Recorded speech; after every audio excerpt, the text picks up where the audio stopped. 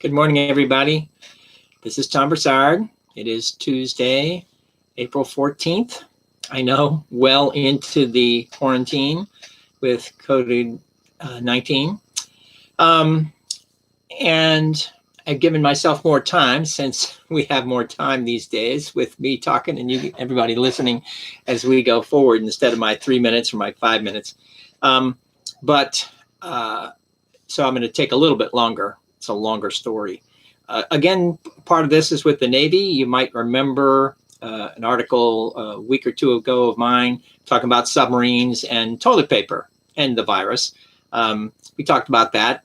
This is not unlike that, but it does have to do with the Navy and working in submarines a long time ago. But I was on one of the submarines, the Sam Rayburn, and another boat came alongside called the Will Rogers, and I was the supply officer of my ship, and a friend of mine was the supply officer on Will Rogers, and he had me come over for lunch, and they had films after lunch to showing Will Rogers, the namesake for the ship, when he was a cowboy, humorist, really good with a lariat, roping everything. And it turned out that he was so good at it, basically riding on a horse and grabbing with his lariat a duck running away while he's on the horse, boom, and pulls him up on the beak. And I got to see that on the video, and it was amazing. And it was in slow motion. It turns out that for all the work that Will Rogers was doing, because it went normally, nobody could see what was happening. They just saw him doing his thing. You really couldn't see how the rope moves and how it actually grabs things almost with magic, because it had to still go over the horse's head and get all the way down to the bottom. So he started investing in slow motion photography. And that's what I got to see on that submarine. And I was just amazed at how much it could do. He actually roped a guy who was riding, and he roped it from the bottom. So he threw his lariat underneath the horse. They stepped through it, two, and then two more. And then that rope makes its way back up over the horse, over the tail, down to the rider, and all the way up to the top and gets him. How do you do that? I had no idea. But I definitely left thinking that this is amazing, that you can actually see things that you otherwise cannot see. And without slow motion photography, nobody would have ever seen that. So I started reading about Will Rogers, getting books and videos of him, slow motion. And I just began to realize that this was a tremendous metaphor that people could use. And I used it with my career development classes too, because a lot of people had to get new jobs because they've been fired. I've been fired more than enough times. And you really, for the most part, don't really know half the time why you're fired, because you weren't necessarily fired for anything you did, but because of the environment around, the sectors around them. And you have to find a new job, and the same way, you have to find things of which you have no idea for whatever reason. And I thought about that and used that metaphor even with my career classes, so that they could also begin to see what otherwise can't be seen unless they adopt and realize how consciousness works and learning works going forward. But one of my classes, I actually used this. This is one of those flip books, right? You can flip it. I don't know if you can see it too terribly well, but you can see it happening. And if you go fast enough, it looks like a little movie. Well, with my classes, I had another one of these taken apart, and I would post each of the individual slides on the walls all the way around, and then have the class figure out how to put them in sequence, right? So all the students had to figure this out, because you can only look at one or another or another or another. Well, that one's empty. You have to see them individually and have to realize how you can make it come together to become more of that movie that you want to see, and otherwise see the results of having them flipping them such that they can actually understand it. So then I gave them time to go around and figure that out. And they wrote notes for me too. And eventually they could figure it out why. And they said things like this. I'll tell you, they listed these things: memory, sequence, chunking, noticeable changes, images, timing, gaps, awareness, and networks. It sounded a lot to me like if I had a room full of speech language pathologies, they too would have come up with those same exact words about these networks, this awareness, the gaps. So as I got better, I really had no idea how I got better.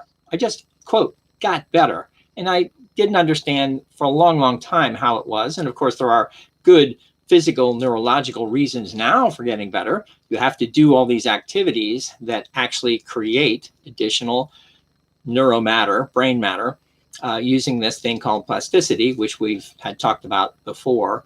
But not knowing that just those activities I was doing would create the images, neuro, on the inside, I didn't know that by doing that I would get better along the way. I had no real idea, except I began to feel better going forward. And in the process of feeling, I became more aware that as a result of doing a certain amount of cause, that the effect would occur.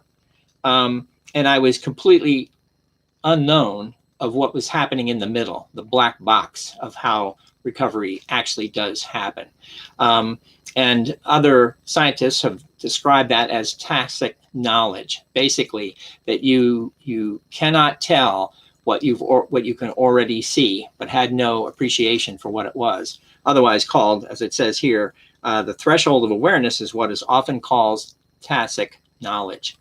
So that black box in between the cause and effect, here, you're a patient, do these things, maybe you'll get better, still not understanding what the process would be in between, until I got to see the effects while still in the process, still in the throes of still not getting as well as I would like it to be. So I began to see improvement, but could also see damage still there for me to witness and observe.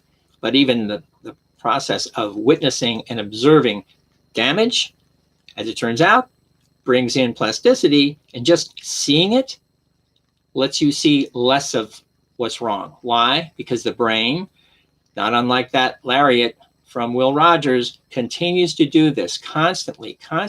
Whether you're seeing it or not, knowing it or not, it is happening. So I didn't know that.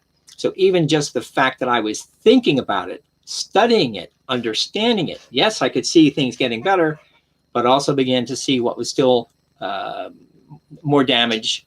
But just the process of observing it allowed me to get better without knowing that doing those otherwise tacit activities allowed me to move forward, again, without really knowing what it meant. And that's what I ended up saying, is that this organic process of aphasia recovery is part self-therapy and part self-motivation. Without anybody telling you, do these things, or be motivated about doing these things, because doing those things will allow this effect to happen in the, quote, future, if you just study them, observe them, say them, practice them, and get better. So that, for me, was the final understanding of what I'd always done before with Will Rogers, just really thinking about how you can see without ever seeing what was actually happening on the inside. But I got to see it now going forward. And that's what I call now the organic process by which aphasia recovery happens. All right, guys, thank you very much. I usually do one of these videos a month with an article. I'm going to start in 2 weeks doing 2 videos a week. So I'm going to go from 1 a month to now 8 a month. Obviously, we're all home working alone, but the truth is, just doing once a month just isn't enough for you to be stimulated enough to understand who I am and what I do. I won't always have articles with every one of these videos that's associated with this, but I will have these videos, I think twice a week, not I think, twice a week, forever. And I think hopefully that will help more. All right, I'll probably also have a quarantine haircut between now and then. So you'll see me looking a lot different in another couple of days. All right, guys, nice to see you all. Take care of yourselves. Hope everybody's safe. Take care. Bye.